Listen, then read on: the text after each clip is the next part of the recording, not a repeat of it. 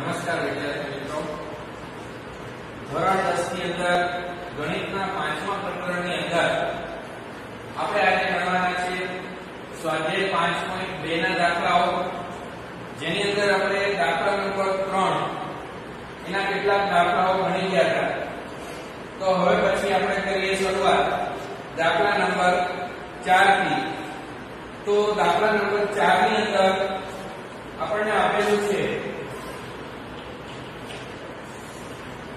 કે સમાંતર શ્રેણી આપણને આપેલી છે 3, 8, 13, 18 તેનું કેટલાનું પદ 78 થાય.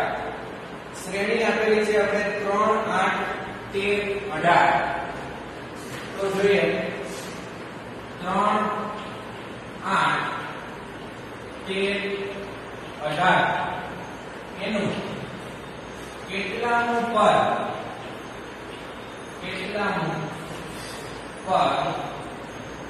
78 થાય. આવો પ્રશ્ન આવશે કેટલાનું પદ 78 થાય. તો 78 કરવા માટે આપણે ધારી લઈએ, ધારો કે એનું n નું પદ 78 થાય છે. તો અહીંયા લખીએ આપણે કે ધારો કે આપેલ શ્રેણીનું n નું પદ છે એ 78 થાય છે. n નું પદ આપણે લઈ લીધું 78, એટલે કે n નું પદ એટલે an એ આપણી પાસે થઈ જાય 78. પેલું પદ આપણી પાસે છે a બરાબર 3. તફાવત લઈએ આપણે b તો 8 - 3 એટલે થઈ જશે આપણી પાસે 5. તો આપણે સંખ્યા હવે શોધવાની છે કેટલાનું પદ, એટલે કે પદનો ક્રમાંક શોધવાનો છે આપણે. તો ક્રમાંક એટલે n શોધવાનું છે આપણે. તો અહીં આપણે n માં પદનું સૂત્ર લખીએ કે an બરાબર a + n - 1 d. તો an ની કિંમત આપણી પાસે છે 78, a ની કિંમત પણ આપણી પાસે છે 3, n આપણે શોધવાનો છે અને d ની કિંમત આપણને આપેલી છે 5. તો અહીંયા 3 ને આ બાજુ આવવા દો, 78 - 3 બરાબર n - 1 અને અહીંયા છે 5. તો 78 માંથી 3 જાય તો 75. આ 5 છે એ છેદમાં આવી જાય તો એના બરાબર થઈ જાય n - 1. તો અહીંયા થઈ જાય 15, 50, 75. તો 5 5 કેન્સલ થઈ જાય. તો આવું આવે આપણી પાસે 15 બરાબર n - 1. -1 ને આ બાજુ આવવા દો તો થઈ જાય +1. તો n ની કિંમત થઈ જાય 15 અને 1 16. તો આપેલી શ્રેણીનું કેટલાનું પદ હશે? 16મું પદ. એ કેટલું થશે? 78 થાય.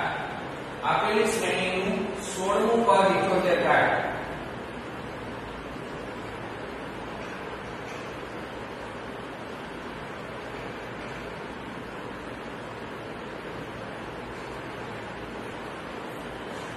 ત્યારબાદ આપણે વાત કરીએ તો દાખલા નંબર 5 ની અંદર નીચેની સમાંતર શ્રેણીમાં પદોની સંખ્યા શોધો. આ પણ પરીક્ષામાં પૂછાયેલા દાખલાઓ છે. સંખ્યા શોધવાની છે કેટલા પદ છે શ્રેણીની અંદર. એનો પહેલો જ દાખલો કરવાનો પ્રયત્ન કરીએ. દાખલા નંબર 5 ની અંદર શ્રેણી આપણને આપેલી છે 7 શ્રેણી આપેલી છે. 7, 13, 19 અને એનું અંતિમ પદ આપણને આપેલું છે 205 અને અંદર અંતિમ પદ આપણે આપેલું છે 205. તો આની અંદર કેટલા પદ છે એ આપણે શોધવાનું છે. તો કેટલા પદ છે એ શોધવા માટે આપણે આને અંતિમ પદ ધારી લઈએ. તો 205 છે એનું અંતિમ પદ છે. તો 205 છે એ કેટલાનું પદ છે એ જો આપણને મળી જાય તો એટલી સંખ્યા શ્રેણીની અંદર પદની હશે. તો આપણી પાસે અહીંયા શું માહિતી છે? તો જોઈએ પેલું પદ આપણી પાસે છે 7. ત્યારબાદ તફાવત જોઈએ તો આપણી પાસે છે 13 - 7. તો આપણી પાસે તફાવત છે 6 નો. ત્યારબાદ આપણી પાસે અંતિમ પદ, તો અંતિમ પદ આપણી પાસે શું છે an બરાબર 205. તો સેમ આ જ રીતે આપણે દાખલો અહીંયા કરીએ.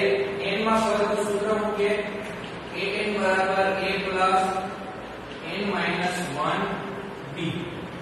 an એટલે આપણે મૂકીએ અહીંયા 205, a એટલે મૂકી દઈએ 7, n માઈનસ 1, n તો આપણે શોધવાનું છે, d મૂકી દઈએ આપણે 6.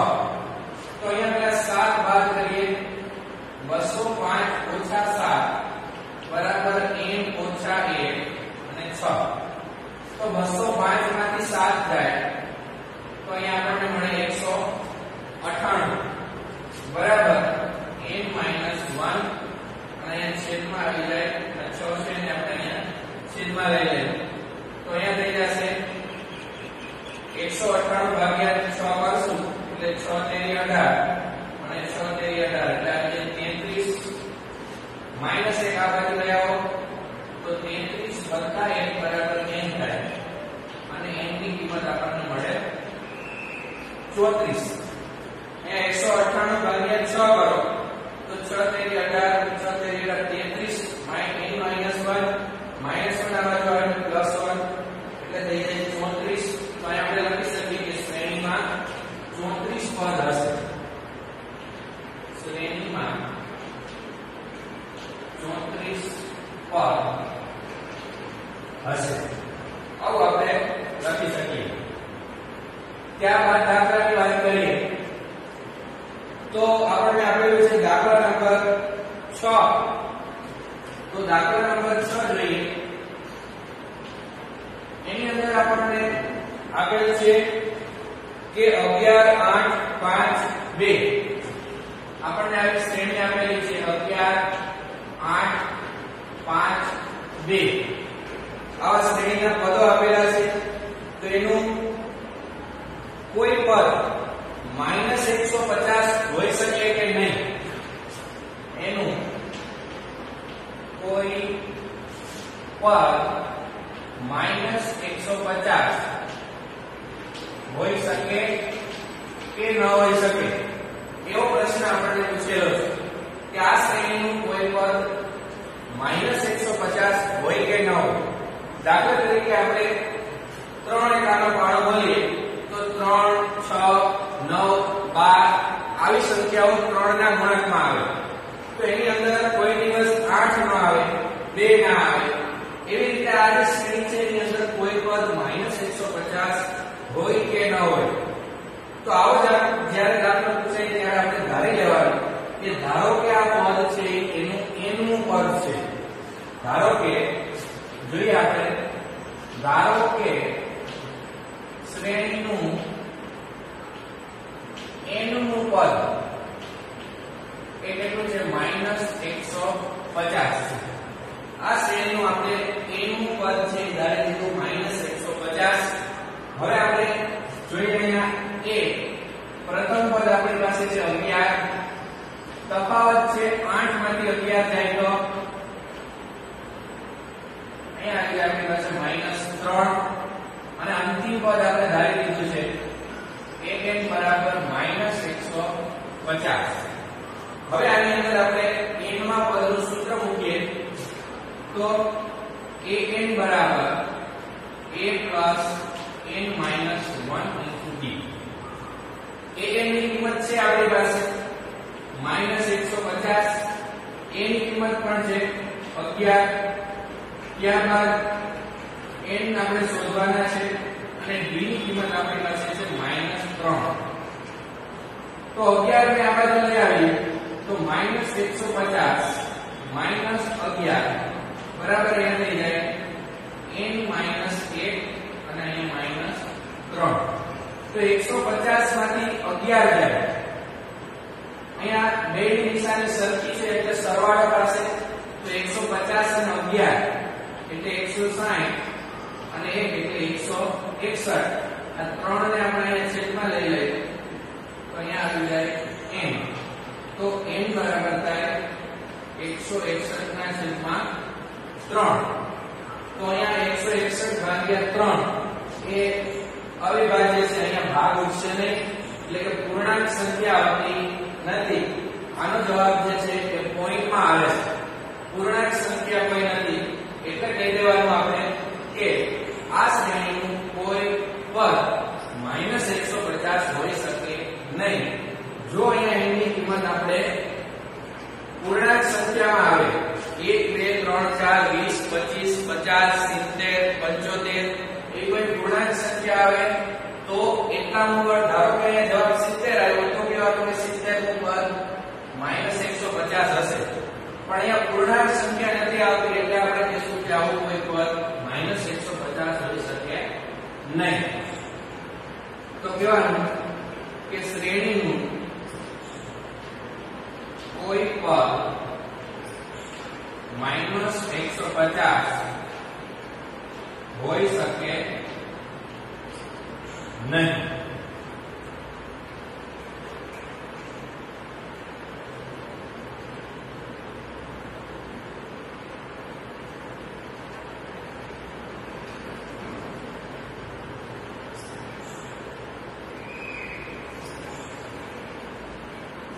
ત્યારબાદ આપણે જોઈએ તો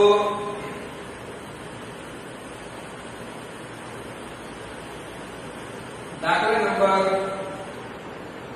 7 છે એ આપણે જોઈએ. દાખલા નંબર 7 તેમાં આપ્યું છે 11 નું પદ 38 છે. આપણી પાસે એક શ્રેણી છે કે જેનું 11 નું પદ આપણને આપેલું છે. તો અહીંયાથી જોઈએ દાખલા નંબર છે 7. 11 નું પદ એ આપણને આપેલું છે 37. ત્યાર પછી 38 છે. 11 નું પદ છે 38. ત્યાર પછી આપણને કીધું છે 11 નું પદ 38 અને 16 નું પદ 73 છે. 16 નું પદ એ આપણને આપેલું છે 73. તો આપણે શોધવાનું છે એનું 31 નું પદ. તો અહીંયા આપણે એનું 31 નું પદ છે એ શોધવાનું છે. તો હવે જોઈએ 11 માં પદનું સૂત્ર આપણે મૂકીએ તો 11 માં પદ માટે n બરાબર કેટલા થઈ જાય 11. તો એ 11 બરાબર a plus n minus 1d. તો એ 11 ની કિંમત આપણી પાસે છે 38. 38 બરાબર a plus 11 ઓછા 1 એટલે n થઈ જાય 10d. ત્યારબાદ 16 માં પદનું સૂત્ર મૂકીએ તો a 16 બરાબર a plus n minus 1d. n ની જગ્યાએ આપણે 16 મૂકીએ a16 એની જગ્યાએ આપણે મૂકીએ 73. તો 73 બરાબર a plus n ની જગ્યાએ મૂકીએ હવે 16 તો 16 ઓછા 1 એટલે 15d. અને આપણી સમીકરણ નંબર 2. તો હવે સમીકરણ 1 અને 2 ને આપણે લોપની રીતે ઉકેલીએ. સમીકરણ 1 અને 2 ઉકેલતા આ બંને સમીકરણને ઉકેલીએ તો a 10b બરાબર અહીંયા લખીએ આપણે 38 અને બીજું છે a 15d એના બરાબર આપણી પાસે છે 73. તો અહીંયા ઉકેલવા માટે નિશાની બદલાવીએ તો માઈનસ માઈનસ અને માઈનસ બધાની નિશાની બદલાવાની. તો a અને માઈનસ એ કેન્સલ થઈ જાય. 10 માંથી 15 જાય તો -5d અને 38 માંથી આપણે 73 કાઢીએ તો અહીં આપણી પાસે વધશે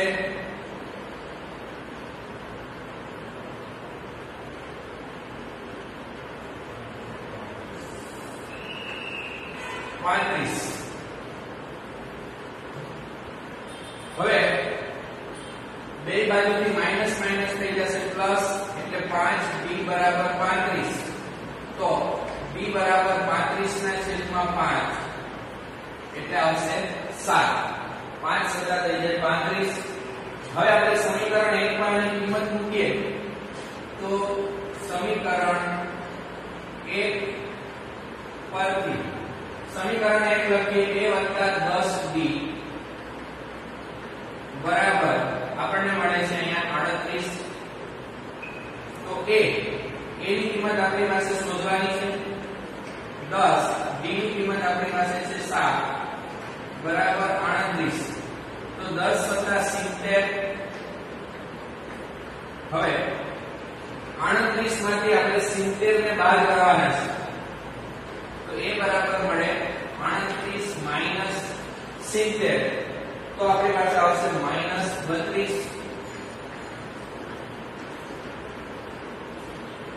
અહીં આપણે b ની જગ્યાએ 7 મૂકીએ તો 10 + 70. 38 માંથી આપણે 70 કાઢવાના છે તો અહીં મળશે આપણે 38 - 70 એટલે થઈ ગયા -32. હવે આપણે શોધવાનું છે અહીંયા 31મું પદ. તો 31મું પદ શોધવા માટે આપણે અહીં સૂત્ર લખીએ an બરાબર a + n - 1b. 31 માં પદનું સૂત્ર.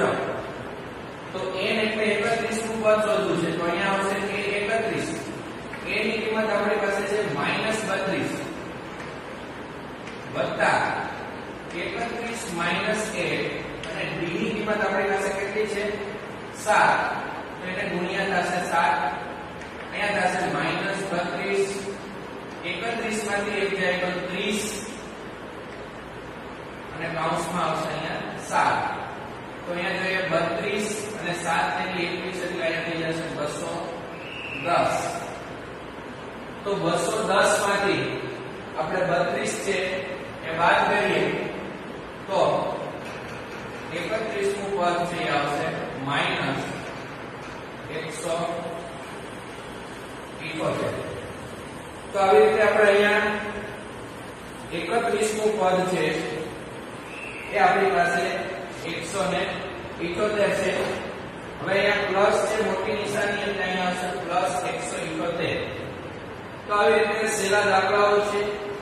બાકીના દાખલાઓ છે તમે ઘરે પ્રયત્ન કરવાનો છે તમારે અને આ બધા જ દાખલાઓ છે સરસ મજાની બુકની અંદર તમારે ઉતારી લેવાના છે જેથી જ્યારે પણ તમારે કંઈ ક્વેરી આવે ત્યારે તમે એની અંદરથી જોઈ શકો. ધન્યવાદ.